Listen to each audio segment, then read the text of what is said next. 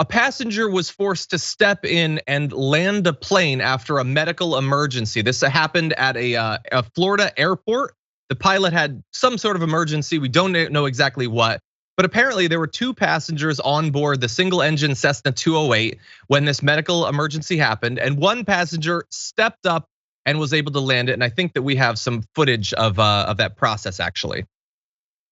I've got a serious situation here. My pilot has gone incoherent. I have no idea how to fly the airplane, but I'm maintaining a 9100. The voice you're hearing is not a pilot, but a passenger radioing for help. Audio captured from live ATC details the communications between the plane, a Cessna Caravan, and the control tower at Fort Pierce in Florida.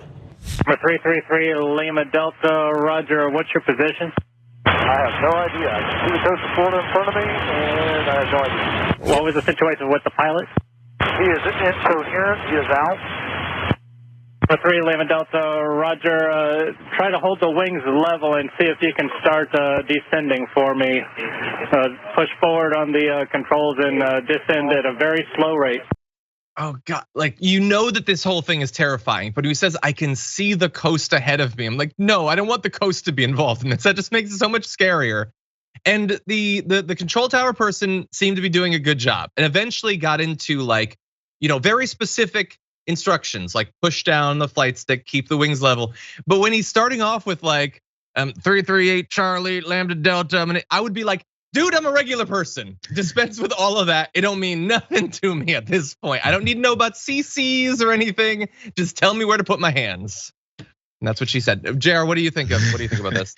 I was gonna let you finish that because I was like, let me pause because I'm sure he's got more to say there. I didn't realize I would end up there. There is there's a level of panic that would settle in for me there. I would like to stay calm and even in this whole thing, but there's some things you just can't tell someone. So more props, honestly, not more, but we'll give 50-50 props to this non-pilot who landed this plane.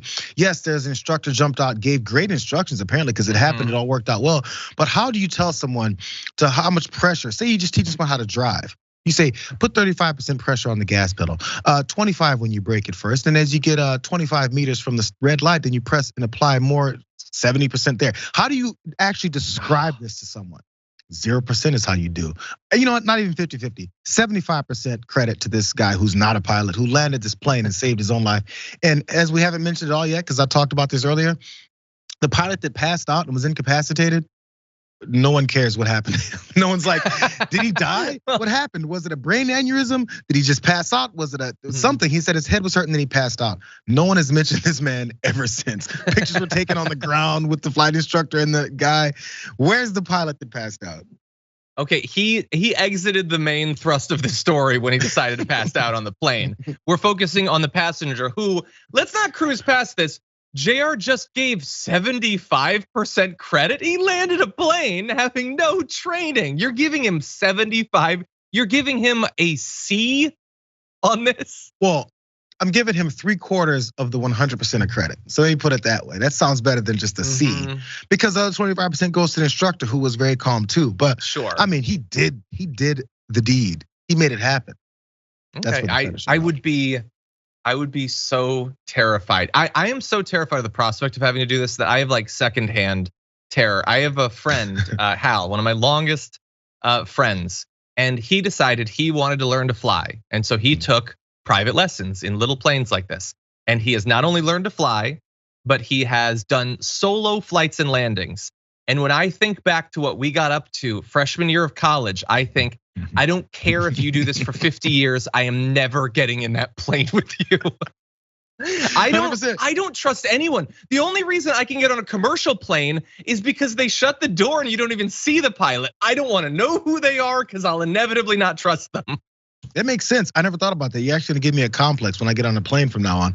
Also, again, back to this man who slumped over in his seat. This is a small airplane. Was there room for a co-pilot just sit next to him and take the controls, or did he have to shove this adult human being out of the way and then take care of the rest of it? Most important thought here on this whole thing. Sorry, John. You have a friend named Hal? I've literally never met a person in my life named Hal. Hal's a name? What about Hal 9000? Hal, it's a name, but it's usually in novels where the bad guy is a black crow. Just saying. It's actually not that different than some of the names of my novel, actually. No, but I imagine it's like when like a superhero has to like commandeer a plane. It's like they just open up the door and push the person out. We need the space.